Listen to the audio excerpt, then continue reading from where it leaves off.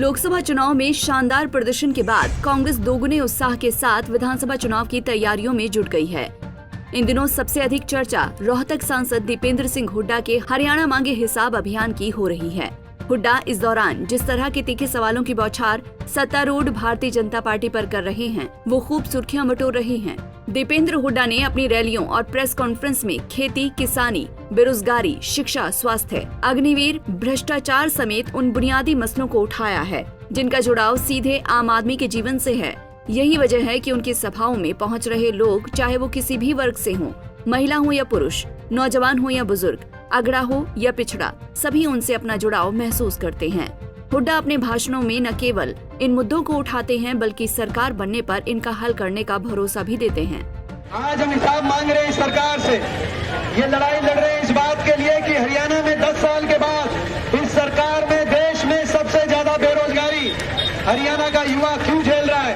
आज केंद्रीय गृह मंत्री अमित शाह महेंद्रगढ़ में आ रहे हैं, हमसे सवाल पूछते हैं। आपकी सरकार ने 2 महीने पहले संसद में जवाब दिया कि देश में सबसे ज्यादा बेरोजगारी 28 प्रदेशों में कहीं है तो हरियाणा प्रदेश में है। आप उस बात का जवाब देके जाओ। हम लड़ाई लड़ रहे हैं इस बात के लिए कि आज देश में सबसे ज्यादा नशा, पंजाब से भी ज्यादा नशा अगर कहीं हो गया तो हरियाणा में हो गया है। हरियाणा का नौजवान आज बेरोजगारी, नशे और डिप्रेशन की चपेट में आ गया एक तरफ, दूसरी तरफ पलायन हरियाणा में सबसे ज्यादा। गांव के गांव खाली हो गए। जो नौजवान देश की सीमा पर जाकर तिरंगे के लिए लड़ना चाहता था, आज वो जान हथेली पे लेके डंकी के रास्ते विदेश की सीमा लांघ कर वहां पर मजदूरी करने के जाने पे विवश करने का काम इस सरकार ने किया है। हर वर्ग को अपमानित करने का काम इस सरकार ने किया है। 750 किसानों की जान इस सरकार ने कुर्बान करी। बेटियों को घसीटा, हमारे स्कूल के बच्चों तक को बैठना पड़ा धरनों पे। 500 स्कूल के बच्चों को धरने बैठना पड़ा। कर्मचारियों पे, सरपंचों पे लाठीचार्ज हुआ।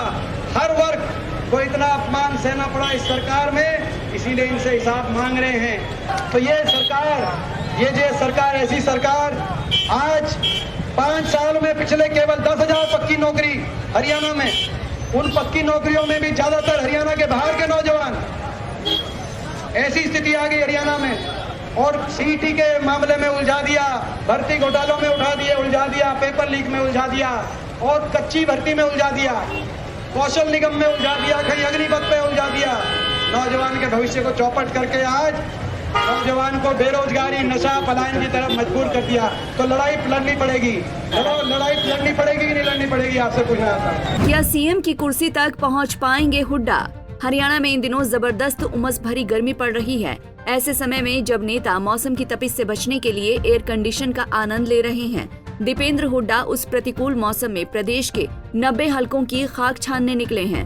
पसीने से तरबतर हुड्डा की तस्वीरें और वीडियो आग की तरह सोशल मीडिया पर फैल रही हैं और उन्हें प्रदेश की सियासत में एक गंभीर युवा राजनेता के रूप में स्थापित कर रही हैं। हुड्डा के इस बढ़ते करिश्मे का ही कमाल है कि कांग्रेस कार्यकर्ता उनकी रैलियों में प्रदेश के भावी मुख्यमंत्री की तख्तियां लेकर पहुंच रहे हैं। हरियाणा के सीएम पद पर दीपेंद्र हुड्डा की दावेदारी यूं ही नहीं मानी जाती है। अब तक के अपने 19 साल के सियासी सफर में उन्होंने अपने पॉलिटिकल सीवी को इतना मजबूत कर लिया है कि उसे यूं ही नजरअंदाज नहीं किया जा सकता। हुड्डा 4 बार लोकसभा और 1 बार राज्यसभा सांसद चुने जा चुके हैं। इनमें लोकसभा की लगातार 3 जीत भी शामिल हैं।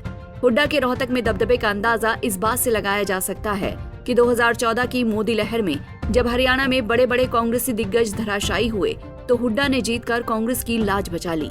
5 साल बाद 2019 के आम चुनाव में जब पूरे हरियाणा में कांग्रेस पिट गई, यहाँ तक कि उनके पिता पूर्व मुख्यमंत्री भूपेंद्र सिंह हुड्डा तक 1.5 लाख से अधिक मतों से चुनाव हार गए, तब भी दीपेंद्र ने शानदार प्रदर्शन किया था और महज 7500 वोटों से पिछड़ गए थे। हालांकि 2024 में इन्होंने उसका पूरा हिसाब चुकता किया और हरियाणा में सबसे अधिक अंतर से चुनाव जीतने वाले सांसद बने।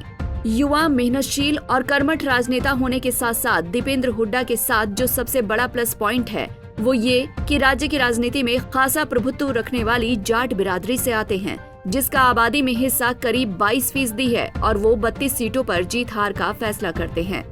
चौटाला परिवार के कमजोर होने के बाद हरियाणा में भूपेंद्र हुड्डा जाटों के सबसे कद्दावर नेता के रूप में उभरे हैं, जिसका फायदा दीपेंद्र को भी मिल रहा है। कुल मिलाकर देखें तो दीपेंद्र हुड्डा ने कांग्रेस पार्टी में सीएम पद की रेस में अपने विरोधियों को पछाड़ दिया।